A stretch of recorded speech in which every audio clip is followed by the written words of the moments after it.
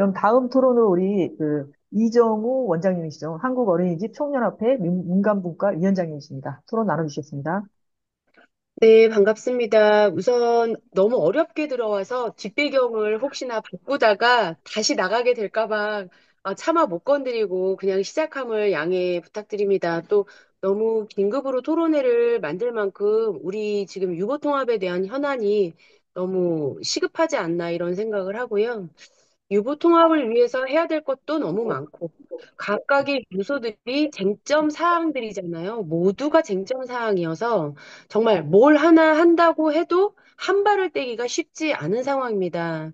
그런데 국제기구들은 지금 이시라는 개념을 통해서 이미 교육하고 보육을 분리하지 않고 하나의 통합된 과정이라고 강조를 하고 있음에도 불구하고 일부에서는 교육과 보육을 분리해야 한다. 또 연령을 분리해서 0에서 2와 3에서 5를 나누어야 한다. 라는 이야기를 하고 있는데 그 부분에 대해서 저는 강하게, 강력하게 반대한다. 이렇게 말씀을 드리고 싶습니다. 영유아기는 인간 발달 과정에서 가장 민감하고 결정적 시기입니다. 발달 심리학에서 이를 결정적 시기라 정의하고 뇌의 구조와 기능 형성, 인지 능력과 정서 조절, 사회적 관계 형성 등 인생 전반에 영향을 미치는 근본적 성장 과정이 집중되는 시기로 보기 때문에 국가 차원의 교육, 보육 정책도 이러한 발달 특성을 충분히 반영해야 된다고 생각합니다.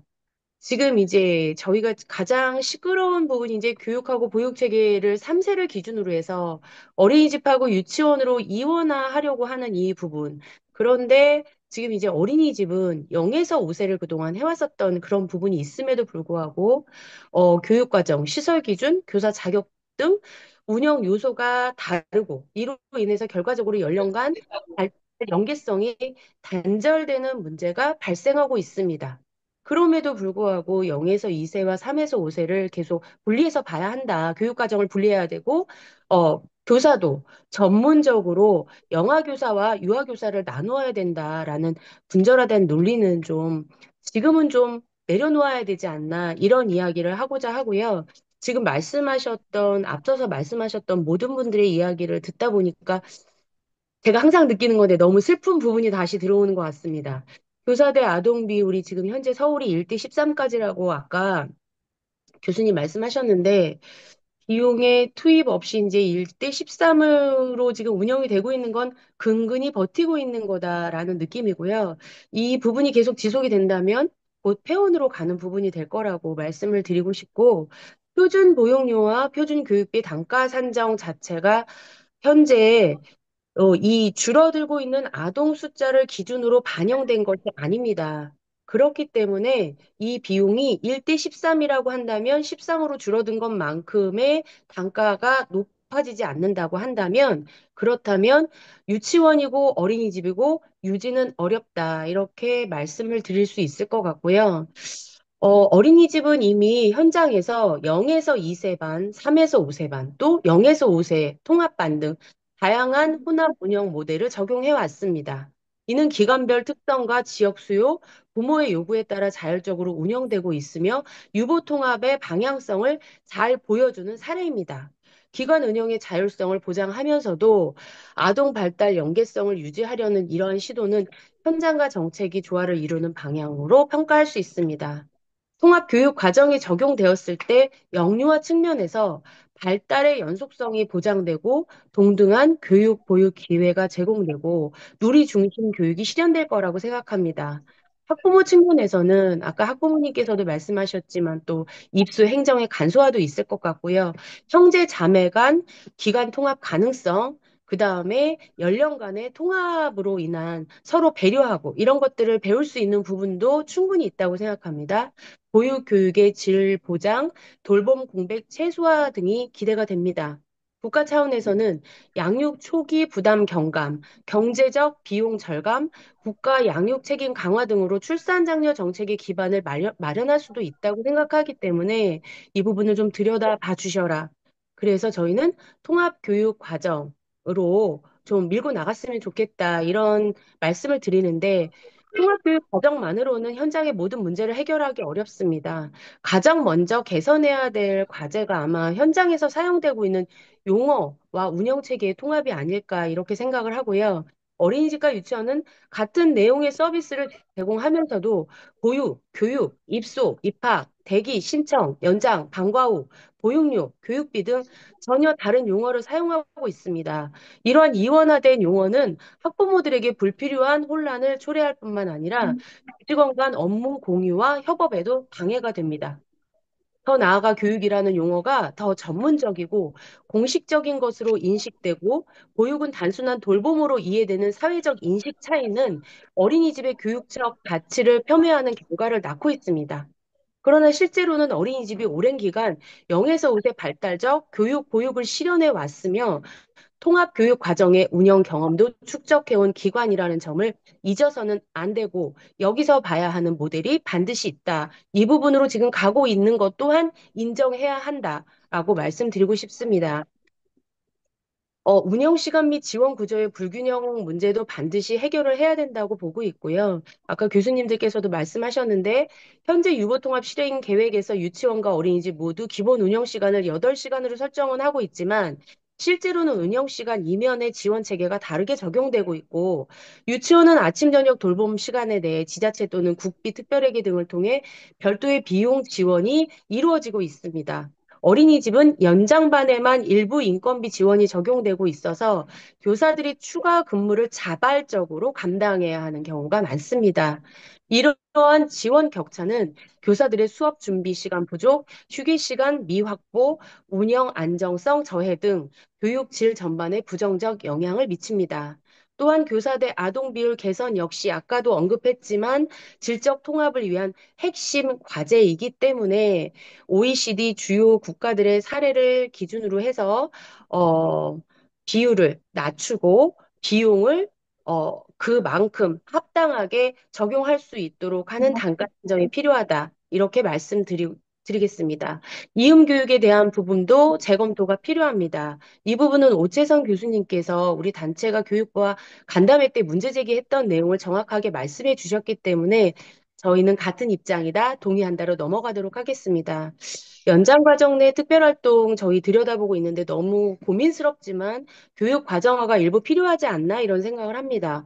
특별활동이 학습을 목표로 하는 과목으로만 편성되는 것은 아니기 때문에 전문가의 지도가 필요한 선별적 선택이 필요할 수 있다라고 보고 있고요.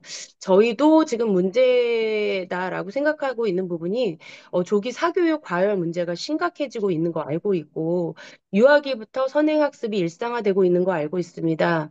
특별활동은 본래 아동의 흥미를 기반으로 다양한 경험을 제공하고 창의성 및 사회성 발달을 도모하기 위한 목적이었는데 이 부분이 현재 목적에서 많이 벗어나 있다. 일부에서는 초등학교 선행학습으로 운영도 되고 있고 영어 강사가 상주하는 원으로 홍보, 원화 모집에 이용되고 있는 사례들도 있습니다. 본래 취지에서 너무 벗어나고 있지만 그럼에도 불구하고 이 부분이 더 나아가지 않도록 활동 내용과 횟수, 시간 등을 적절히 조정할 필요가 있다고 생각하고요.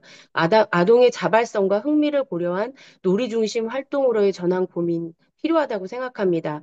23년도 국공립 유치원 원화 모집에 특별활동과 한글 수지도 과목에 들어가는 비용 무상 지원을 선두에서 홍보하고 학부모들을 현혹시켜서 원화 모집을 했었던 사례들이 있었음을 문제 제기합니다. 교육청은 지금 유아를 중심에 두고 있는 건지 묻고 싶습니다. 이러한 교육 보육의 질적 향상을 실현하기 위해서 재정적 기반 마련이 필수임에도 현재 유보통합 관련 법안인 영유아 보육법, 지방교육 재정교부금법 등 통합법 3법이 국회에 계류 중입니다. 법적 기반이 완전히 마련되지 않은 상황이고요. 이들 법안은 운영 기준을 통합하고 지역 간 형평성을 높이기 위한 시도이지만 국 지원 확대, 교사 열심 시설 개선, 교육 보육 내용 향상 등 실질적인 지원 방안이 미흡하다는 지적이 있습니다. 특히 유아교육 특별회계는 올해 일몰 시점이 도래해서 재연장 여부가 논의되고 있고 이를 재연장하고 영유아들을 위한 국고 지원을 확대하는 내용을 그 안에 꼭 담아야 한다 이렇게 말씀드립니다. 또한 통합사법 체계로 전환하여 국가 책임을 강화하고 지방자치단체의 재정 부담을 완화해야만 유보통합의 안정적 운영이 가능할 것이다. 이렇게 생각하고 있습니다. 유보통합이 성공적으로 정착하기 위해서 다양한 형태의 기관 운영이 인정되어야 합니다. 통합 이후에도 어린이집, 유치원, 통합기관 등 다양한 형태의 기관이 공존해야 하며 부모는 각 가정의 환경과 아동의 특성에 따라 자유롭게 기관을 선택할 수 있어야 합니다. 모든 기관이 획일화된 운영 방식을 따르는 것이 아니라 각자의 철학과 지역적 특성에 맞게 다양한 방식으로 운영되면서 그 질은 동일하게 유지되어야 할 것입니다. 이를 통해 어떤 기관을 선택하더라도 동등한 질의 교육과 보육을 보장받을 수 있도록 해야 하며 이것이야말로 진정한 의미의 유보통합이라고 할 것입니다. 한 가지 아쉬운 점은 지금 현재 25년도 저희가 어린이집이 교육부의 지붕을 쓰고 있음에도 불구하고 영아에 대한 지원은 제로인 상황으로 2025년 7월 달이 되어서야 보육료가 겨우 5% 인상이 되었습니다. 이 부분은 저희가 어떤 부분으로든 영아에 대한 부분도 동일하게 비용을 지원해 주셔야 한다라고 제안을 드려도 법적인 근거가 없기 때문에 지금은 어렵다라는 이야기만 합니다. 너무 성의가 없다라고 생각합니다. 영아가 없는 유아는 없습니다. 영아가 있고 유아가 있고 아동기를 거쳐갈 수 있는 것이기 때문에 초등학교에 가기 이전 단계로 영아와 유아를 분리하지 않고 동일한 비용을 지원할 수 있는 방안이 법적인 근거가 없더라도 계속 논의하고 먼저 선제적으로 만들어 주셔야 된다. 이렇게 말씀을 드리고 싶습니다. 유보 통합은 단순한 제도 통합이 아니라 아이의 하루를 통합하고 가족의 삶을 통합하고 사회의 책임을 통합하는 과정입니다. 현장과 공공의 책임이 함께 작동해야 하며 민간과 공공이 상호 배제하지 않고 공존하는 방식으로 추진되어야 합니다.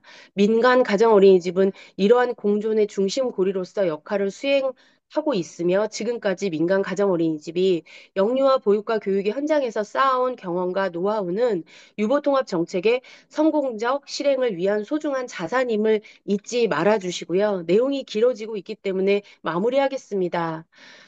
성공적 유보통합 우리 사회 지속 가능한 출산 양육 환경 조성에 기여하고 미래 세대를 위한 사회적 책임이 실현되는 토대가 될 것이라고 생각합니다. 그러나 이 과정에서 저희가 하는 이야기들이 소외되지 않고 반영될 수 있도록 함께 노력해 주시기를 부탁드립니다. 감사합니다. 네, 이정 원장님 감사합니다. 아, 시간이 좀 지나고 있긴 하네요. 6시가 넘었는데, 그 송대현 쌤 토론까지 마저 들어야 되기 때문에 조금 늦어질 것 같습니다. 그거는 좀 죄송한 말씀 드리고요. 그 이종 원장님은 유무통합에 관한 여러 가지 화두에 대한 입장을 좀 밝혀주신 것 같습니다. 그래서 교사대 아동교육과 통합교육과정에 대한, 그다음에 이용교육과정에 대한 동의를 좀 밝혀주셨고요. 그 외에도 이제 특별활동이나 그다음에 재정 기반, 통합 3법, 위특회계, 영아 지원에 대한 여러 가지 의견에 대한 이야기를 나눠주셨습니다.